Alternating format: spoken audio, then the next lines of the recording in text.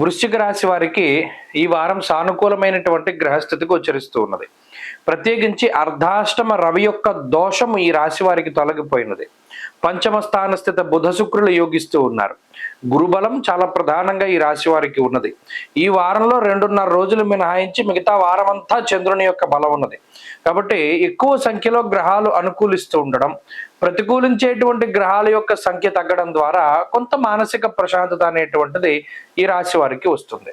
ప్రత్యేకించి గురుబలం ఉండడం గొప్ప బలంగా చెప్పవచ్చును. గోచార రీత్యా ఒక 45 నుండి 50% బలాన్ని కలిగి ఉన్నటువంటి రాశిగా వృశ్చిక రాశిని మనం చెప్పవచ్చును. ఎప్పుడైతే పంచమంలో సప్తమంలో గ్రహాలు అందులోనూ లాభస్థానంలో చంద్రుడు ఉంటారో పనులన్నీ కూడా చాలా స్పీడ్గా అవుతూ ఉంటాయి. ఏదైనా ఒక పని, ఒక శుభ కార్యక్రమం అనుకున్నారు, లేదా ఒక ఇల్లు కొనుక్కోవడం, ఇల్లు కట్టడము, ఇటువంటివి ఏవైనా పనులు అనుకున్నప్పుడు అందులో చాలా టకటక స్పీడ్గా పనులన్నీ కూడా మూమెంట్ ఉంటుంది. ఎక్కడ ఆగిపోవడం కానీ దేని గురించి ఆలోచించడం కానీ ఉండదు. అయితే కొంత స్వయంకృతాపరాధం ఉండేటువంటి పరిస్థితులు ఉన్నాయి. పంచమంలో రవిగ్రహం ఉండడం, దేహాలస్యం సుహృత్కేశః అన్నారు. శరీరం కొంత బద్దకిస్తూ ఉంటుంది, లేదా ఏదైనా ఒక రుగ్మత, ఏదైనా ఒక శారీరకమైనటువంటి సమస్య. ప్రత్యేకించి రవి ఎముకలకి కారణమైనటువంటి గ్రహం కాబట్టి ఎముకలకి సంబంధించినటువంటి సమస్యలతోటి బాధపడడానికి అవకాశం ఎక్కువగా ఉంటుంది. దానివల్ల కొంత ఉత్సాహం తగ్గడం, ఎక్కడికి ప్రయాణం చేయడానికి లేకపోవడం, లేదా అనుకున్నటువంటి ఇవి కొంత వాయిదా వేసుకునేటువంటి పరిస్థితులు, ఇవే కొంత దేహాలస్యం సుహృత్కేసి. ఇది కొన్ని స్వయంకృత అపరాధం. కొన్ని పనులకి మీరు ఉండనవసరంలా, మీరు లేకున్నా అవుతూ ఉంటాయి.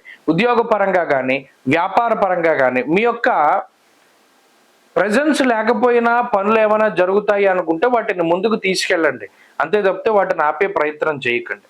ఉద్యోగ పరంగా ఉండేటువంటి విషయాలు సానుకూలంగా ఉన్నాయి. కుటుంబపరమైనటువంటి విషయాలు సానుకూలంగా ఉన్నాయి. తోబుట్టువులతోటి అలాగే అన్నదమ్ములతోటి ఉండేటువంటి విషయాలు చాలా అనుకూలంగా ఉన్నాయి. వారి యొక్క సపోర్ట్ అనేటువంటిది దొరుకుతూ ఉంటుంది. అంతేగాక కొన్ని కొత్త ఆలోచనలు చేస్తారు. బుద్ధి మార్పు వస్తూ ఉంటుంది. బుద్ధి కర్మానుసారిణి అన్నారు. కర్మ అనేటువంటిది జాతకాన్ని బట్టే ఉంటుంది, దాన్ని బట్టే బుద్ధి వస్తూ ఉంటుంది. ఇప్పటివరకు మనం ఇక్కడ ఉన్నాం కదా, ఇంకో చోటకి వెళ్దాం. ఇప్పటివరకు ఇక్కడ ఉద్యోగం చేసాం కదా, ఇంకో చోటకి వెళ్దాం. ఇది ఇప్పటివరకు ఉద్యోగం చేసాం కదా, ఇంకోటి చేద్దాం. ఇలాంటి ఆలోచనలు వస్తాయి. ఇప్పుడు ప్రస్తుతానికి ఆలోచనలు మంచివి కాదు. రవి రాహువులు పంచమ స్థానంలో కలిసి ఉండడం అనేటువంటిది మంచిది కాదు. కాబట్టి ఎటువంటి నిర్ణయాలు కూడా ఈ వారం తీసుకోకండి. ఈ వారం వృశ్చిక రాశి వారు మరింత అనుకూలమైనటువంటి ఫలితాలని సాధించడానికై సూర్యారాధన ఎక్కువగా చేస్తూ ఉండడం చెప్పదగినటువంటి సూచన. ఈ వారంలో కలిసి వచ్చేటువంటి రోజు బుధవారంగా చెప్పవచ్చును. అదృష్ట సంఖ్య 4, అదృష్ట వర్ణము లేత ఆకుపచ్చ రంగు.